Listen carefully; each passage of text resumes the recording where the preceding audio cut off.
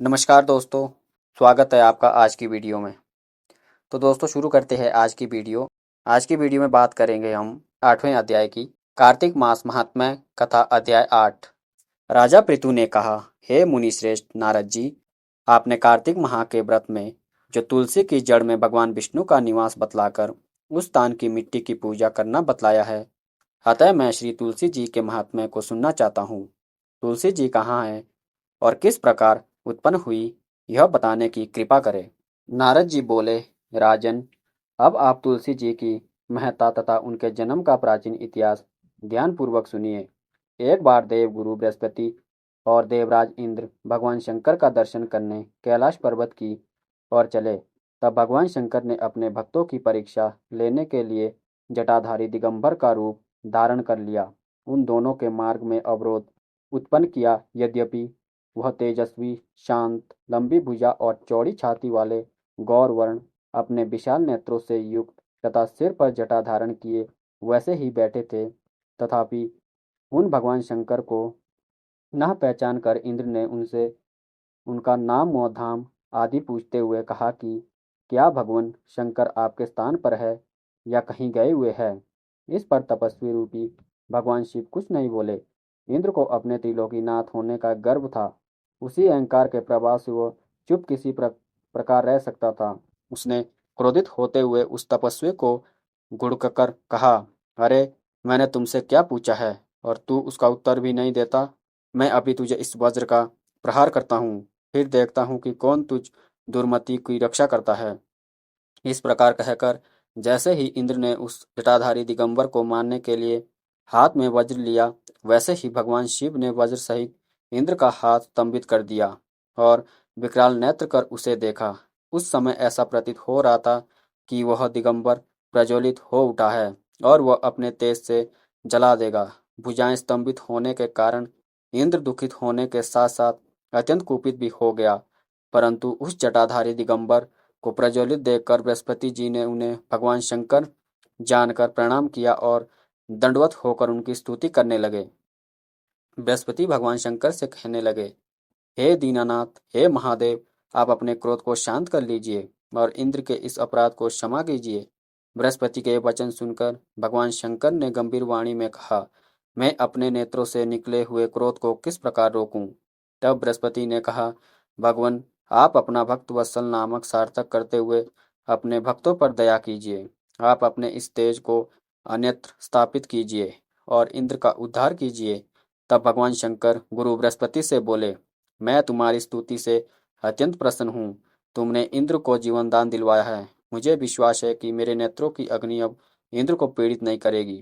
बृहस्पति के इस प्रकार कहकर भगवान शिव ने अपने मस्तक से निकले हुए अग्निमय तेज को अपने हाथों में ले लिया और फिर उसे क्षीर सागर में डाल दिया। तत्पश्चात भगवान शंकर अंतर्ध्यान हो गए।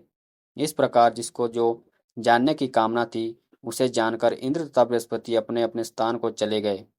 राजा पृथु बोले, हे ऋषि श्रेष्ठ नारद जी, आपको प्रणाम है। कृपया अब यह बताने की कृपा कीजिए कि जब भगवान शंकर ने अपने मस्तक के तेज को क्षीर सागर में डाला तो उस समय क्या हुआ। नारद जी बोले, हे राजन, जब भगवान शंकर ने अपना वह तेज क्षीर सागर में डाल दिया तो उस समय वह शीघ्र ही बालक होकर सागर के संगम पर बैठकर संसार को भय देने वाला रुदन करने लगा। उसके रुदन से संपूर्ण जगत व्याकुल हो उठा। लोकपाल भी व्याकुल हो गए। चराचर चलायमान हो गया। शंकर सुवन के रुदन से संपूर्ण ब्रह्मांड व्याकुल हो गया। यह देखकर सभी देवता और ऋषि मुनि व्याकुल होकर ब्रह्मा जी की शरण में गए और उन्होंने प्रणाम कर उनकी स्तुति करने लगे। उन सभी ने ब्रह्मा जी से कहा, हे पितामह, यह तो उन बहुत ही विकट परिस्थिति उत्पन्न हो गई है। हे माँ योगीन, इसको नष्ट कीजिए। देवताओं के मुख से इस प्रकार सुनकर ब्रह्मा जी सत्यलोक से उतरकर उस बालक को देखने के लिए सागर तट पर आए। सागर ने ब्रह्मा जी को आता देखकर उन्हें प्रणाम किया और बालक को उठाकर उनकी गोद में दे दिया। आश्चर्यचकित होते हुए ब्रह्मा जी ने पूछा, हे सागर, यह बालक किसका है, शीघ्रता पूर्वक कहो। सागर विनम्रता पूर्वक बोला, प्रभु, यह तो मुझे ज्ञात नहीं है, परंतु मैं इतना अवश्य जानता हूँ कि यह गंगा सागर के संगम पर प्रकट हुआ है। इसलिए हे जगत गुरु, आप इस बालक का जात कर्म आदि संस्कार करके इसका जातक फल बतलाइए। नारद जी राजा पृथु से बोले। सागर ब्रह्मा जी के गले में हाथ डालकर बार बार उनका आकर्षण कर रहा था। फिर तो उन्होंने ब्रह्मा जी का गला इतनी जोर से पकड़ा कि उससे पीड़ित होकर ब्रह्मा जी की आंखों में अश्रु टपकने लगे। ब्रह्मा जी ने अपने दोनों हाथों का जोर लगाकर किसी प्रकार सागर से अपना गला छुड़वाया और सागर से कहा, हे सागर, सुनो, मैं तुम्हारे इस पुत्र का जातक फल कहता हूँ। मेरे नेत्रों से जो यह जल निकला है, इसका कारण इसका नाम जलंधर होगा। उत्पन्न होते ही यह तरुण अवस्था को प्राप्त हो गया है, इसलिए यह सब शास्त्रों का पारगामी, महाप्रक्रामी, महावीर, बलशाली, महायोद्धा और रण में विजय प्राप्त करने वाला होगा। यह बालक सभी दैत्यों का अधिपति होगा। यह किसी से भी पराजित नहीं होने वाला और भगवान विष्णु को भी जीतने वाला होगा। भगवान शंकर को छोड़कर यह सबके अवध्य होगा। जहाँ से इसकी उत्पत्ति हुई है वह यहीं जाएगा। इसकी पत्नी बड़ी पतिव्रता और सौभाग्यशालीन, स्वर्गा सुंदरी, परम मनोहर, मधुर वाणी बोलने वाली और शीलवान होगी। सागर से इस प्रकार कहकर ब्रह्मा जी ने शुक्राचार्य को बुलवाया और उनके हाथों से बालक का राज्य अभिषेक कराकर स्वयं अंतर्ध्यान हो गए। बालक को देखकर सागर की प्रसन्नता की सीमा न रही। वह हर्षित मन से घर आ गया। फिर सागर ने उस बालक का लालन पालन कर उसे पुष्ट किया।